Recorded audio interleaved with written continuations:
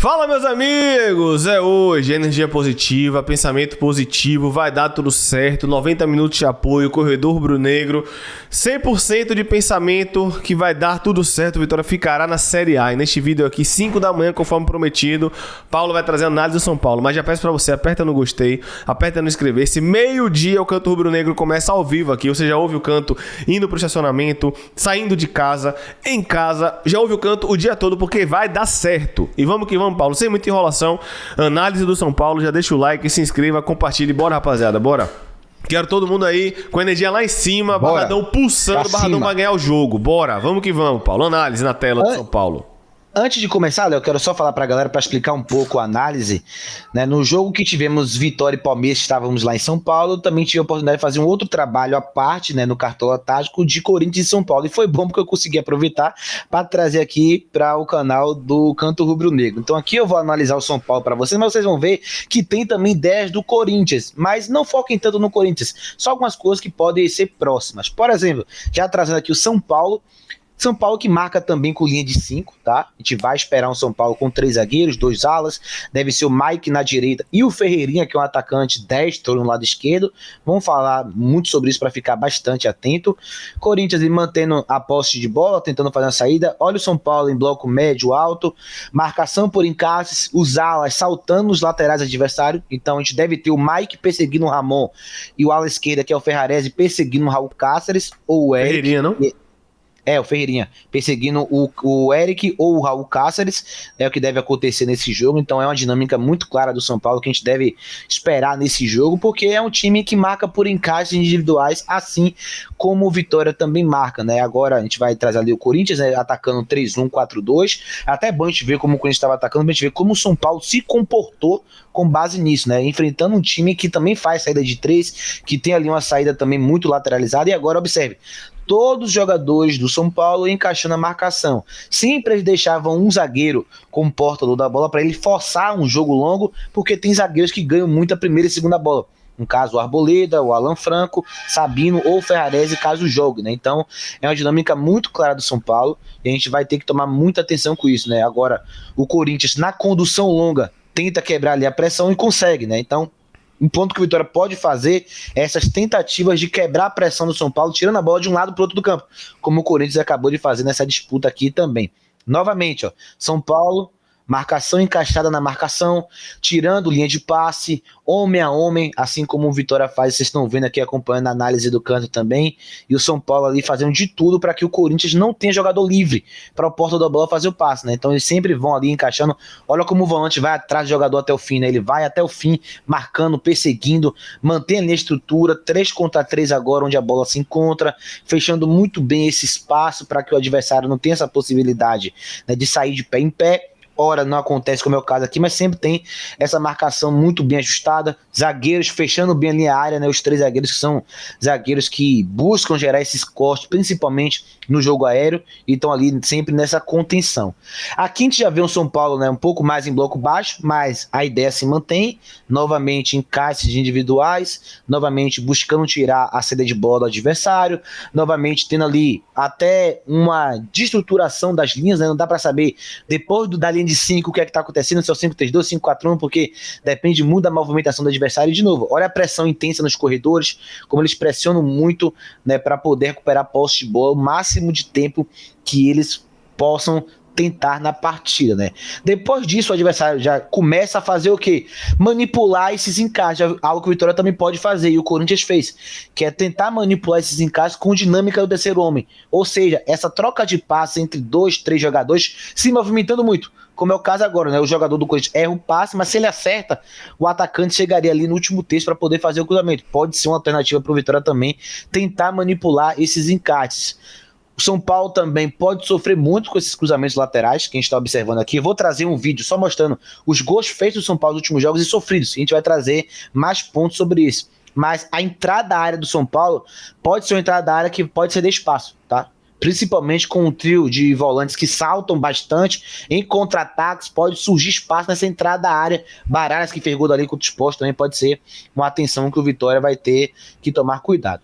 Agora vamos ver como o São Paulo, né, lidou enfrentando um Corinthians com linha de 5 também, né? Já que o Corinthians buscou a linha de 5 e o São Paulo sempre buscava nessa linha de 5 do Corinthians acelerar um passe longo nas costas, na profundidade.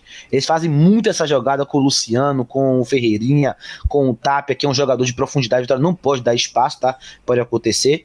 Aqui também é um ponto interessante, né? O São Paulo, quando foi pressionado com o bloco alto do Corinthians, como a gente está observando aqui, Corinthians também ali fazendo alguns encaixes, São Paulo teve muita dificuldade de sair de pé em pé. Porém, foi um São Paulo que não deu chutão. Então a tendência, caso o Barradão, a atmosfera ou o contexto do jogo possibilite o Vitória a marcar pressão em bloco alto, é que o São Paulo tente fazer essa saída no chão. É que o São Paulo mantenha a bola no chão, tente sair de pé em pé.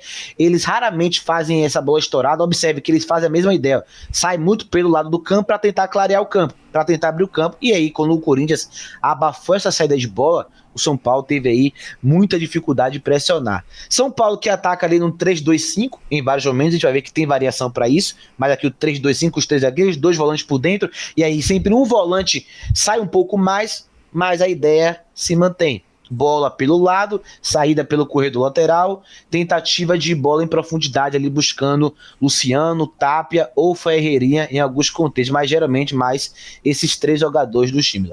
Perfeito, já deixa o like aí, não esquece, tá? Lembrando, hoje meio-dia, Canto Rubro-Negro ao vivo do Barradão. Conto com vocês, tá? Vamos que vamos, Paulo. Segundo vídeo na tela, vamos lá. Vamos lá, segundo tempo o São Paulo voltou com a postura mais ofensiva, né, com as linhas mais altas nesse confronto, né, o Corinthians que marcou no 5-4-1 variando para o 5-3-2, que é basicamente o que o Vitória faz, né, a mesma estrutura que o Vitória faz no jogo. De novo, olha como o São Paulo busca muito esse jogo lateralizado, sobretudo com o Ferreirinha. Ferreirinha sempre é colocado em cenário de 1 para 1 para puxar de fora para dentro, sempre. Então vamos ficar muito atento a isso. E o que o Corinthians fez, que o Vitória também pode fazer que deu certo, foi essa busca por superioridade numérica. 4 contra 2, 4 contra 3, que basicamente é uma das principais premissas de Jair Ventura nos lados do campo, né? Ter mais superioridade numérica que o adversário. De novo, o São Paulo com a saída de 3, os zagueiros pelos lados sempre saindo muito, Sabino e lado direito o Alan Franco, ou o Ferrarese caso jogue. Também, de novo, busca pela amplitude, colocando o Ferreirinha no jogo. Já aí, de novo, o Corinthians tirando esse espaço. Se o Vitória fazer essa marcação ajustada com 3 jogadores contra 2, 4 contra 3, a gente vai conseguindo lá mais esse jogo do Ferreirinha. Não pode dar esse espaço, né? Já que o São Paulo busca muito essas triangulações, né? Com 3 jogadores onde a bola se encontra, fazendo sempre essa dinâmica de passe. E o Vitória vai ter que tomar muito cuidado nessa proteção, porque o São Paulo produz muito pelo lado esquerdo, né? Geralmente é o lado que mais produz e às vezes termina. Às vezes o gol pode terminar no lado direito, mas sempre começa muito aí pelo lado esquerdo do campo. É algo que a gente vai ter que tomar muito cuidado, como foi o caso agora, o São Paulo chegar na linha de fundo e conseguir fazer ali o cruzamento, tá? Agora, cruzamento para a área também, bola na profundidade, São Paulo quase faz o gol de novo, explorando essa bola nas costas da última linha do Corinthians. Vale a pena o Vitória ficar atento a isso. Então temos que ter, de fato, se possível, Edu tiver em campo, Aldo tiver em campo, os zagueiros que correm bem para trás, é inegociável. É inegociável, de fato, de verdade. Inegociável pra gente poder controlar bem esse espaço. Aqui o Corinthians no segundo tempo também tentando forçar essa bola nas costas do São Paulo, que em bloco baixo acaba ali protegendo um pouco mais, mas a gente vai trazer aqui na análise do Gustavo Fios que, de fato, eles têm uns probleminhas, principalmente em transição, que a gente vai destacar aqui. Olha como o São Paulo, em bloco alto, quando perde a posse de bola, cede espaço entre linhas, porque os volantes, por eles serem os volantes mesmo e não terem beiradas do São Paulo, eles têm que sair muito pro jogo. Então, na transição, acaba que sobra espaço ali entre linhas às vezes. E aí os zagueiros têm que saltar, fazer falta, a Arboleda sai, faz a falta para o time recompor e tal. Então, o Corinthians, sabendo disso, utilizou bastante esse espaço. Utilizou muito esse espaço. De novo aqui, um momento que o São Paulo está tentando recompor, a bola entra ali, não foi bem no entre linhas, mas foi na região próxima e o Corinthians consegue gerar ali a finalização, né? Então, foi até interessante fazer essa análise do Corinthians e São Paulo, porque além de eu trazer depois, mas dá para ver os pontos fortes e fracos juntos, né? Trazendo aí o que o São Paulo fez de bom, as ideias do São Paulo, mas o que o Corinthians explorou do São Paulo também. E repito, né, como é um time que joga com 3 zagueiros, um time que também explora muito jogo pelos lados, acho que dá para emular aí um pouco também do jogo que o Vitória pode fazer, e principalmente essa concentração, né? Todas as vezes que o Corinthians conseguiu avançar muitos jogadores no campo, o São Paulo tem mais dificuldade de defender, tem mais dificuldade de conseguir ali proteger os espaços nesse volume do São Paulo. Perfeito. Lembrando que a gente não tem os relacionados no provável time, porque o Lucas Alter e Edu serão avaliados momentos antes da partida. Então só 15 horas mesmo a escalação, tá, galera? A arbitragem é de Wilton Pereira Sampaio. O jogo só passa no Premier aqui no Canto Rubro Negro para você acompanhar com a gente. Foram relacionados, não, mas foram concentrados, vamos assim dizer, 26 atletas. Hiller saiu ali como dúvida. Dudu deve de fato ser relacionado. Edu e Lucas Alter, desculpa, só na hora do jogo, Paulo. Vamos lá. Perfeito, agora ele vai trazer aqui os gols do São Paulo para identificar o padrão, né, do São Paulo nos gols marcados, para depois trazer os gols sofridos. E o São Paulo, né, é um time, né, associativo, time que trabalha muito essa troca de passes para invadir a área e pesar a área com jogadores como elemento de surpresa. E novamente eu trago, né, como o Ferreirinha tem sido essa válvula de escape, né, no contra um, tabelando. Você vê que ele trouxe 2 jogadores e deixou em cima dele, e Marco Antônio ficou mais livre para dar bola pro Luciano. E de novo, um atacante infiltrando como elemento de surpresa, fazendo ali um ataque ao espaço muito curto, né. De novo, Ferreirinha pegando a bola ali no contra um contra o Juventude, busca o Luciano infiltrando, depois acho que é o Bobadilha que faz o gol também infiltrando. Então é um ponto que o Vitória tem que tomar muito cuidado.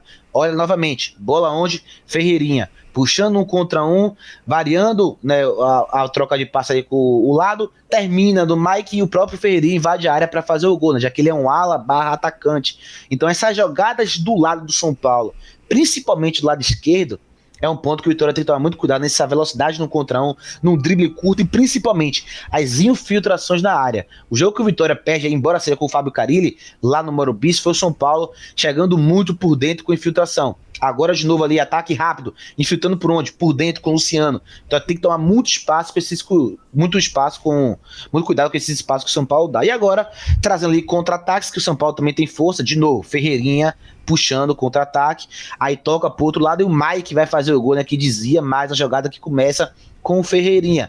Mas essa transição ofensiva do São Paulo também é um ponto que o Vitória tem que tomar muito cuidado, porque tem esse jogador de velocidade, o Tapia e o Ferreirinha. O Vitória não pode ceder esses espaços. O Rigoni, quando entra também no segundo tempo, é um jogador muito questionado tecnicamente, mas que acaba ali fazendo, né, boas movimentações. E agora, a bola parada ofensiva do São Paulo também, né? A gente não pode deixar acontecer. Nos últimos jogos, teve o gol do Sabino contra o Internacional, o gol do Tapia contra o Corinthians de bola parada no jogo aéreo também, é um time muito alto contra o Vasco, embora tenha sido um escanteio curto, mas o Luiz Gustavo faz ali para fechar. Eles têm Arboleda, Alan Franco, Sabino, Tapia, Luiz Gustavo, todos jogadores de estatura. A gente tem que tomar muito cuidado com isso.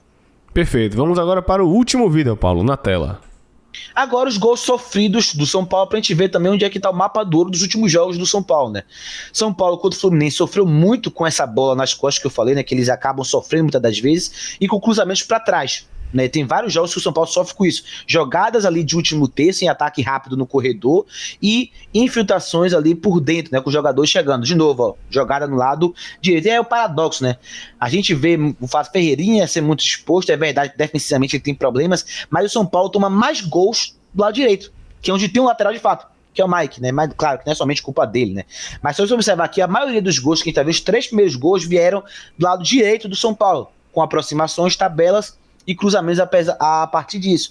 Aqui agora já do outro lado, né? Mas novamente, São Paulo sofrendo com essas infiltrações, com o Palmeiras conseguindo ali gerar o arremate, novamente trazendo, né, dificuldade de São Paulo de proteger esse espaço ali na entrada da área, sobretudo. O Mendes Depay fez esse golaço aí no jogo que a gente até analisou aqui com essa situação. Agora de novo, jogada do Corinthians vai degringolar pelo lado do campo, o jogador vai finalizar e novamente nessa região ali da entrada da área para invadir e se apresentar como elemento de surpresa, o Iraberto consegue fazer um novo gol aí contra a equipe do São Paulo. E agora, vamos lá, a principal vulnerabilidade do São Paulo hoje, transição defensiva. O São Paulo no 6-0 do Fluminense, 5 gols dos 6 foram em transição.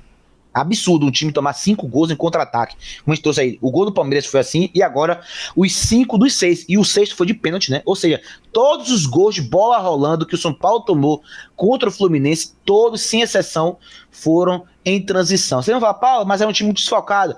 Tem alguns jogadores que já vão pro... É verdade, mas se tomou contra o Palmeiras e nos últimos jogos que a gente trouxe aqui, também sofreu na transição contra o Corinthians, que a gente analisou, então é um padrão do time, independentemente das peças, né? Novamente agora, São Paulo com muita dificuldade em encurtar a distância no portador da bola, tentando tirar espaço, mas não consegue, sofrendo, sendo ali muito massacrado nos contra-ataques, muito massacrado nas transições, porque como eu trouxe, tem 3 zagueiros ali, mas 2 saem muito pro jogo, volantes que pisam muito na área, e aí quando não perdem a posse de bola para correr para trás e fechar esses espaços, eles têm uma dificuldade muito grande de recompor, e realmente nos últimos gols que o São Paulo vem tomando, a maioria deles tem sido numa transição ofensiva do adversário e, obviamente, sendo a transição defensiva, né, do adversário. Contra o Palmeiras de novo. Tomou aquele primeiro gol do Palmeiras de contra-ataque e o segundo, aquele 3-2, também em contra-ataque, também em transição. Então trouxe aí 8 gols dos últimos 10 jogos que o São Paulo tomou sendo em contra-ataque.